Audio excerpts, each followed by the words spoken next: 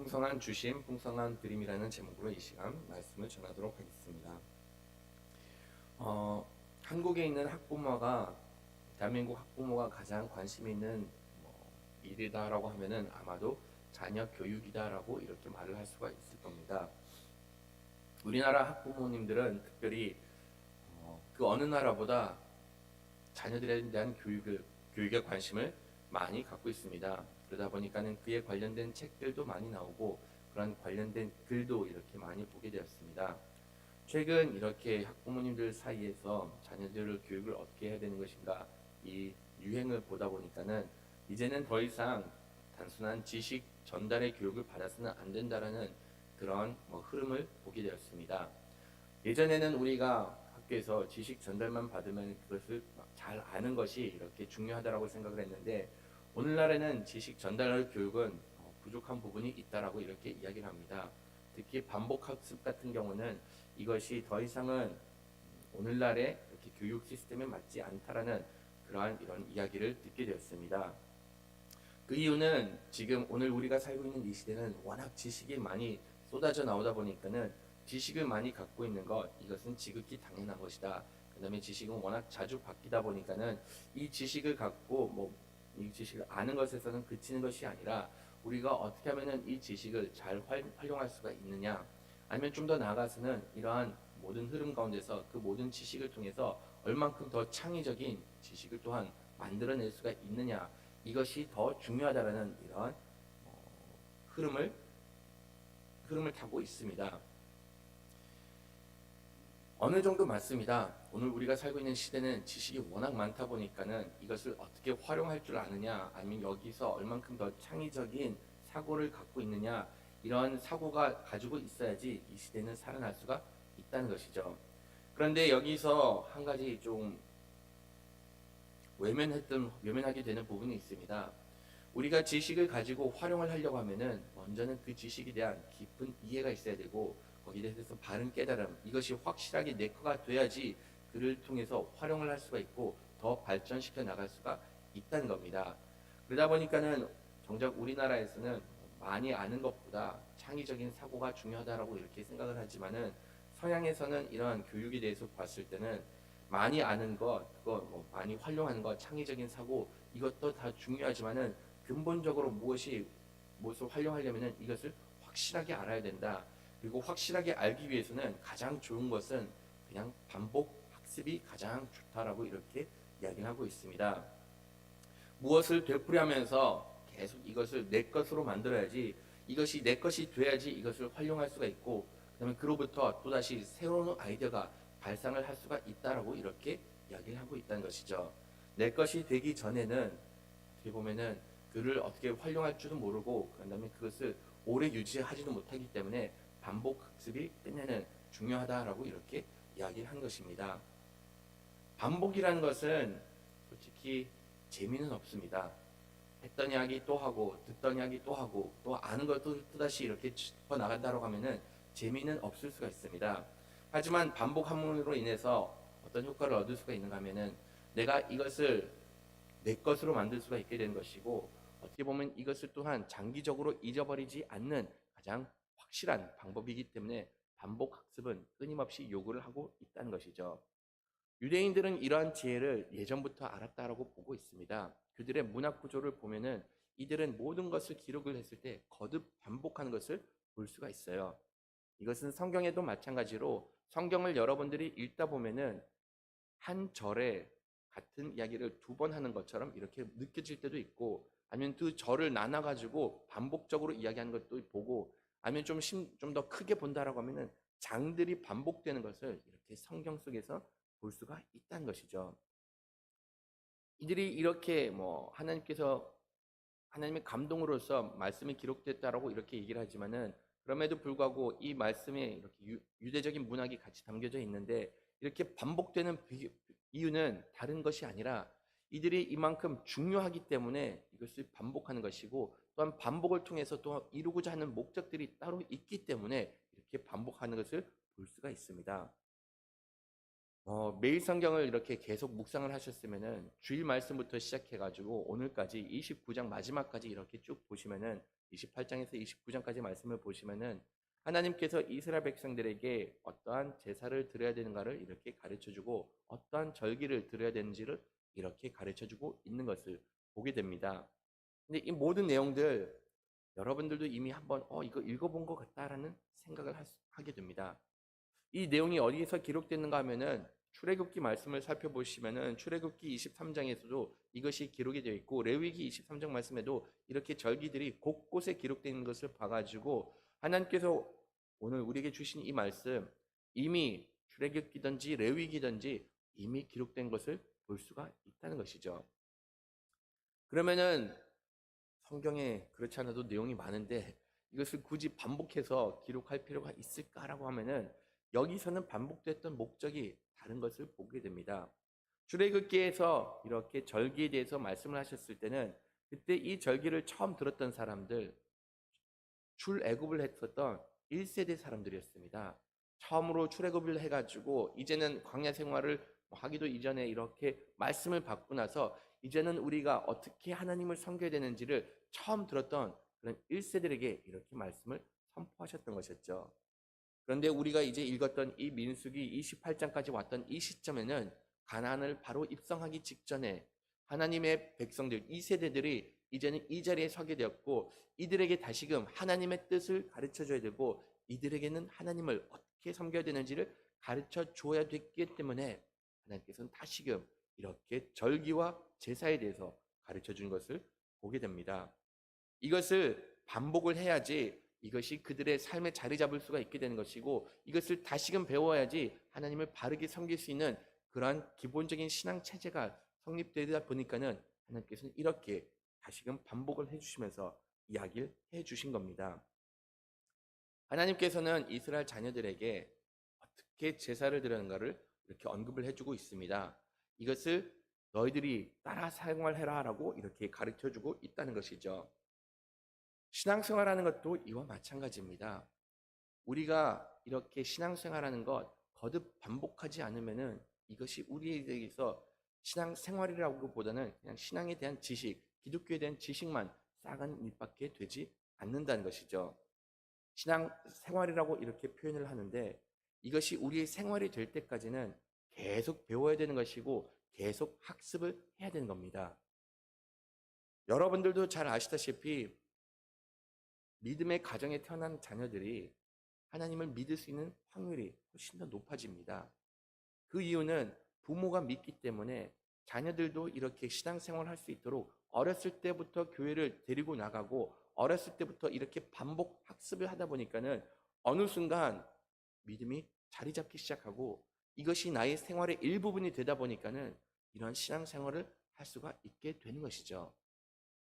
그것뿐만이 아니라 우리가 신앙생활을 반복하지 않을 경우에는 때로는 이 신앙생활조차도 우리의 삶의 일부분이 되지 않는다 보면은 하나님 앞에 다시금 나온 것이 어려워진 것조차도 이렇게 볼 수가 있습니다.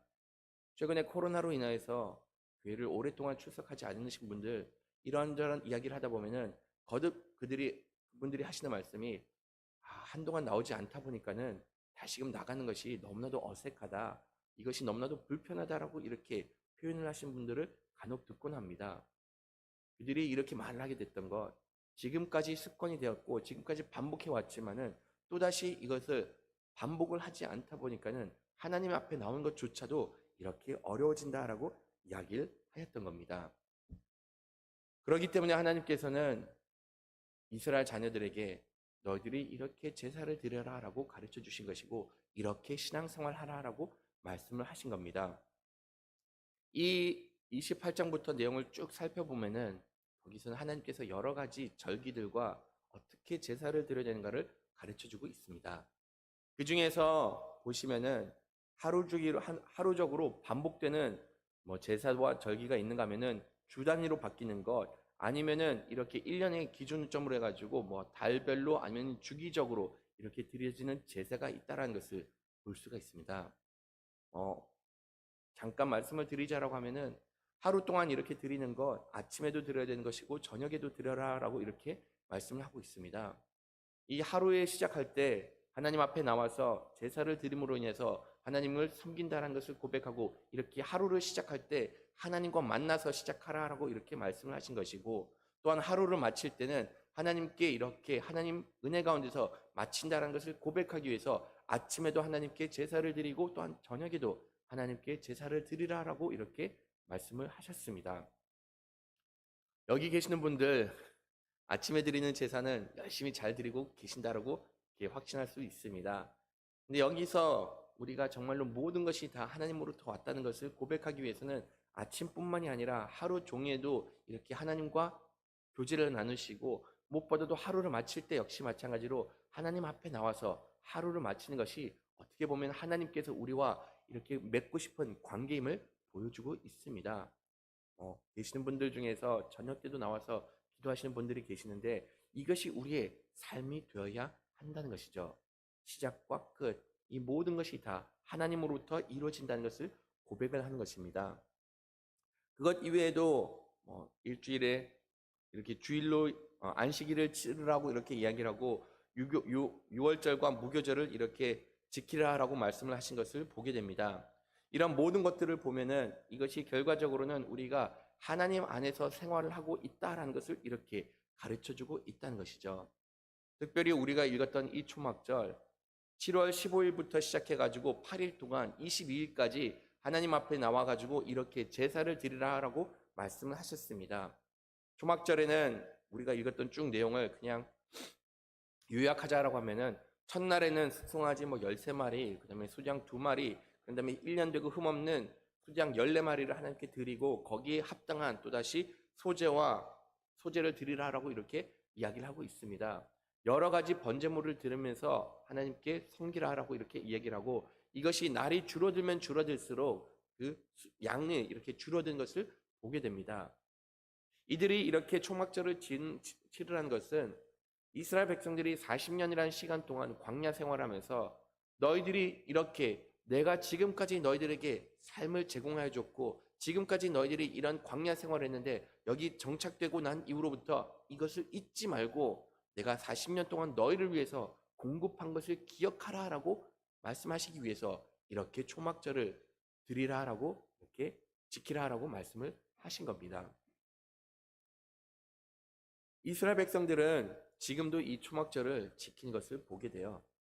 간혹 이 절기만에 맞춰서 이스라엘을 방문하게 되면은 그때 이스라엘 곳곳에 이렇게 보면은 판자촌 같이 이렇게 뭔가 세워진 것을 보게 되는데, 그들은 이 초막절을 지키기 위해서 여전히 자신들이 살고 있는 집에서 나와 가지고 이렇게 텐트에서 생활을 하면서 자신들이 이런 생활을 했구나라는 것을 기억을 하고 그런 가운데 하나님을 섬기고 있는 겁니다. 하나님을 섬기는 데는 바로 여기에 있어요. 이들이 만약 가나안에 들어가고 나서 자신들의 삶이 풍요로워지다 보면은 더 이상 하나님을 의지하지 않고 더 이상 이제는 내가 잘 사니까는 내 과거는 언제 그랬느냐라고 이렇게 모든 것을 외면할 수가 있는데, 하나님께서는 비록 너희들이 가나안에 들어가 가지고 삶에 정착을 하기 시작했는데도 불구하고 이러한 모든 가운데 내가 너희들을 위해서 행한 그 모든 것들을 기억하라. 지금 이것을 공급해 주는 사람이 공급해 주는 것이 나다라고 이렇게 말씀해 주신 것을 이렇게 하나님께서 말씀하셨기 때문에 이 절기를 지키면서 하나님께서 지금까지 지켜주시고 베풀어 주신 은혜를 기억하라라고 말씀을 하신 겁니다. 우리가 하나님께 반복적으로 예배를 드리는 이유도 바로 여기에 있습니다. 우리의 삶, 여기 계시는 분들 중에서 어느 정도 여유를 가지신 분들도 계시고 아니 그래도 안정을 취하신 분들이 많이 계실 거라 생각을 합니다. 이런 안정을 취하는 가운데 내 삶 이 정도면 됐지라고 이렇게 거기서 멈춘 것이 아니라 그런 가운데서도 여전히 하나님께서 나를 인도해 주신 분이시구나. 하나님께서 나의 어려움 지금도 돌봐주시고 앞으로도 지켜주실 분이신 거를 고백하기를 원하고 그다음에 그것을 기억하기를 원하고 계십니다. 이것을 기억했을 때 그제서야 우리는 모든 합당한 영광을 하나님께 돌릴 수가 있게 되는 것이고 이런 가운데 우리가 온전히 하나님을 섬길 수가 있게 되는 것입니다. 하나님께서는 우리가 이렇게 날마다 하나님을 섬기기를 원하시고 날마다 하나님과 인격적인 만남을 가지고 하나님께 경배를 드리기를 원하고 계십니다. 하루부터 시작해가지고 일주일, 또한 달별로, 그다음에 기간별로 이렇게 섬기면서 우리가 하나님을 섬기는 가운데 하나님의 자녀가 되는 것을 고백하기를 원하고 계시는 것이죠. 우리가 하나님을 섬길 때, 하나님 앞에 예배를 드릴 때 이것이 내가 하나님의 자녀됨을 고백하는 또한 믿음의 고백입니다. 저는 간혹 이러한 크리스천들을 만날 때가 있습니다. 예수님 믿느냐라고 이렇게 전도를 하는데 자기는 예수님을 믿는다라고 이렇게 말을 하더라고요. 아, 그럼 다행히 참 잘 됐습니다. 어느 교회에 지금 출석하고 계시냐라고 하니까는 지금은 교회를 출석하지 않고 있다라고 이렇게 답변을 합니다. 일이 너무나도 바빠서 그냥 교회를 못 나간 지 2, 3년 됐다라고 이렇게 말씀하시는 분들을 간혹 만날 때가 있습니다. 2, 3년 동안 교회를 출석하지 않고 2, 3년 동안 예배를 드리지 않았는데 과연 이분이 하나님을 믿는 자녀다라고 이렇게 고백을 할 수가 있을까요? 물론 자기는 믿는다라고 이렇게 얘기를 하고 있지만은 만약 내가 믿는다라고 하면은 내가 매 순간마다 하나님을 섬김을 통해서 나의 믿음을 고백을 해야 되는데 만약 나의 섬김이 없고 나의 예배드림이 없고 하나님께 경배드림이 없으면은 이분이 가지고 있는 믿음이 단지 그냥 입으로만 고백하는 것이 아닌가, 정말로 참된 믿음이가를 아닌가를 다시금 한번 생각해 볼 필요가 있다는 것이죠.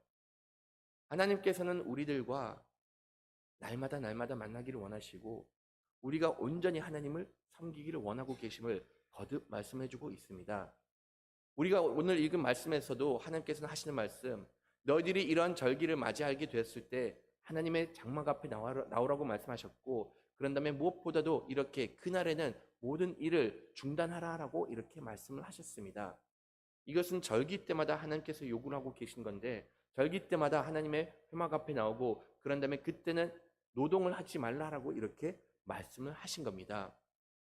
하나님께서 이렇게 말씀하신 것은 그만큼 하나님께서는 이렇게 내가 정한 장소로 나와가지고 나와 인격적인 만남을 갖기를 원한다라고 말씀하신 것이고, 또한 그 모든 일을 그만두라고 하신 것은 그만큼 나를 섬기는데 이렇게 집중하라라고 말씀을 하셨기 때문에 이런 것들을 이스라엘 백성들로부터 이렇게 요구를 하신 겁니다. 하나님께서는 이것을 우리들과도 여전히 이루고 싶어 하십니다. 예배를 통해서 하나님께서는 우리가 인격적으로 하나님을 만나기를 원하고 계신다는 것이죠. 이 인격적으로 만난다는 것을 우리는 그렇게 요즘에는 소중하게 생각하지 않는 듯합니다. 어떻게 해서든지 미디어를 통해서도 우리가 예배를 드릴 수가 있고 여러 가지 방법을 동원을 해가지고 예배를 드릴 수가 있기 때문에 굳이 하나님께서 정하신 장소로 모일 필요가 없다라고 생각을 하는 경향이 있습니다. 근데 이에 대해서 미국에 있는 한 유명한 목사님께서 이렇게 말씀하셨습니다. 존 맥가서라는 목사님이신데 되게 영향력을 끼치는 목사님이신데 이분이 본인 설교에서 이렇게 말씀을 하시더라고요. 그 교회가 초대형 교회인데도 불구하고 미디어 활동에는 그렇게 활발하게 이렇게 투자를 하지 않더라고요. 그래서 그분이 하셨던 말씀, 우리가 이렇게 미디어에 그렇게 활발하게 활동을 하지 않는 이유 중에 하나가 하나님께 예배를 드린다는 것은 하나님과 인격적인 교제를 만나기 위해서, 갖기 위해서 예배를 드리는 것이다. 물론 우리가 실시간으로 이렇게 예배를 드릴 수도 있고 모든 것을 다 제공해 줄 수가 있지만은 그것이 온전한 예배라고 보기가 힘들기 때문에 이런 미디어 활동을 많이 하지 않는다라고 이렇게 말씀을 하셨습니다. 물론 나중에는 이렇게 설교 내용을 올리긴 하지만은 그 이유는 전도의 목적으로서 어떻게 해서든지 사람이 한 번이라도 더 말씀을 들을 수 있는 그런 목적으로 하지, 실질적인 주일 예배든지 하나님께 나와서 드리는 예배는 이렇게 미디어를 활용하지 않는다라는 그런 말씀을 하셨습니다. 그 정도 규모의 교회가 되고 그 정도 영향력을 미치는 목사님이 된다라고 하면은 이런 부분에서도 정말로 활발하게 활동을 할 거라고 생각을 하는데, 의외로 그런 활동을 축소시킨 것이 결과적으로는 미디어를 통해서 예배를 드리는 것은 한계가 있기 때문에 이것은 인격적인 교제가 이루어지지 않고 온전한 예배를 드리는데 부족한 부분이 있기 때문에 이렇게 드리지 않는다라고 말씀을 하신 겁니다. 하나님께서는 우리가 이렇게 인격적으로 하나님을 만나기를 원하고 무엇보다도 우리가 하나님께 예배를 드릴 때는 집중하기를 원하고 계십니다. 일을 그만두라는 것, 물론 그때 쉼을 취하라라고 말씀하신 것도 맞습니다. 하지만 무엇보다도 이때 당시 사람들이 워낙 노동하는 것에 생활이 돼 있다 보니까는 이런 노동을 내려놓으면 자기의 생계가 유지가 되지 않는다는 것을 알기 때문에 노동을 내려놓지 못하고 이렇게 하나님을 섬기는 것을 소홀하는 일을 방지하기 위해서 하나님께서는 처음부터 너희들이 내가 정한 그 제사 날에는 그 절기 가운데서는 어떠한 노동도 하지 말라라고 이렇게 말씀을 하신 겁니다. 우리가 하나님께 예배드리는 것 워낙 반복적으로 이루어지다 보니까는 매 예배 우리가 110%의 집중력을 발휘하면서 예배드리지 못할 때가 있는 것은 부정할 수가 없습니다. 그런데도 불구하고 우리에게 요구하는 것, 이 예배를 소중하게 여겨라. 이 예배를 드릴 때 너희들이 할 수 있는 최선을 다해서 하나님의 말씀에 집중하고 하나님을 섬기는데 노력하라라고 말씀을 하신 겁니다. 예전에 제가 다녔던 한 교회에서 목사님께서 이렇게 설교 가운데 고백하신 그런 내용이 지금 떠오릅니다. 목사님께서는 이렇게 토요일 날 설교 준비를 하시고 설교 준비를 밤 늦게까지 이렇게 하신다라고 말씀을 하셨습니다. 주로 한 11시, 12시까지 이 설교를 12시까지 이렇게 설교를 반복적으로 준비를 하시는데 딱 그 주는 본인이 하셨던 말씀이 설교를 준비하다가 좀 일찍 끝났다라고 이렇게 말씀을 하시더라고요. 한 저녁 10시, 11시 전에 이렇게 끝나다 보니까는 평상시 자기가 12시까지 이렇게 했는데 1시간이 남다 보니까는 이 1시간 동안 뭐 할까라고 하면서 그냥 오랜만에 그냥 드라마나 좀 보자라고 해서 그냥 1시간 동안 이렇게 드라마를 보았다라고 말씀을 하시더라고요. 근데 그렇게 드라마를 보고 나서 본인이 그날 이제 강대상에 딱 서서 말씀을 전했는데 그냥 본인 자신이 너무나도 부끄럽다라고 이렇게 고백을 하고 본인이 이렇게 회개하는 고백을 듣게 되었습니다. 저는 처음에 그 이야기를 들었을 때 솔직히 좀 공감은 되지 않더라고요. 아니 볼 수도 있고 머리 식히는 겸사겸사 이렇게 좀 쉼을 취할 수도 있지 않을까라고 생각을 했는데 지금 와서 생각을 해보니까는 그만큼 이 목사님께서 이 예배를 소중하게 여겼고 준비하는 그 모든 과정 가운데서도 하나님께 집중을 해야 했는데도 불구하고 그렇게 하지 못한 것에 대해서 본인이 이렇게 하나님 앞에서 부끄럽다라고 고백을 하였던 겁니다. 어떻게 보면 하나님께서 이런 자세를 우리들로부터 여전히 요구하고 계신다는 것이죠. 하나님께서 우리를 위해서 행하신 그 모든 은혜와 베풀어 주신 그 모든 복을 생각을 했을 때 하나님 앞에 나아간다는 것 두려움으로밖에 나갈 수가 없는 것이고 하나님께 예배를 드린 것이 정말로 떨리는 마음 앞으로 떨리는 마음 가운데서 하나님 앞에 나오야 됨을 가르쳐주고 있습니다. 하나님께서는 하나님의 자녀들에게 이것을 거듭 말씀해 주십니다. 너의 삶이 나에게 예배를 드리는 삶이 되어야 된다라고 말씀해 주십니다. 하루를 시작하고 하루를 끝날 때 내 은혜 가운데서 시작하고 내 은혜 가운데서 마치라라고 말씀하셨고 그런 다음에 그 모든 절기를 지키면서 너희들이 하나님의 신앙생활을 하고 있고 하나님을 섬기고 있다는 것을 매 순간 고백하라고 말씀하셨습니다. 이런 모든 고백들 그냥 아무런 의미 없이 아무런 감정 없이 하는 것이 아니라 날마다 내 앞에 나온다고 하더라도 간절한 마음으로 정말로 하나님과의 만나고 인격적인 만남을 사모하는 마음으로 나오라고 말씀하셨습니다.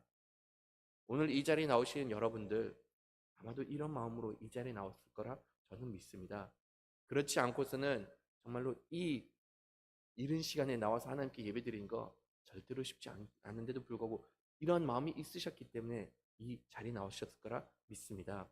이렇게 나옴으로 인해서 여러분들이 하나님의 자녀됨을 고백하기를 원하고 보다 더 하나님과 풍성한 교제를 나누는 하나님의 백성 되기를 간절히 바라겠습니다. 매일 성경 마지막 단락 읽고 마치도록 하겠습니다. 매일 드리는 제사부터 초막절 제사까지 절기에 맞춰 하나님께 제물을 드리며 최소한의 의무였습니다. 이 외에도 이스라엘 백성은 자발적으로 추가적인 제사를 드릴 수 있었습니다. 안 되고 그것만으로 만족해서도 안 됩니다. 우리의 예배는 더 넓어지고 더 풍성해져야 합니다. 정한 날에 공동체가 모여 드리는 예배를 토대로 우리 모든 삶이 하나님께 드린 예배가 되어야 합니다. 네, 주기도문 예배를 마치도록 하겠습니다. 하늘에 계신 우리 아버지여, 이름이 거룩히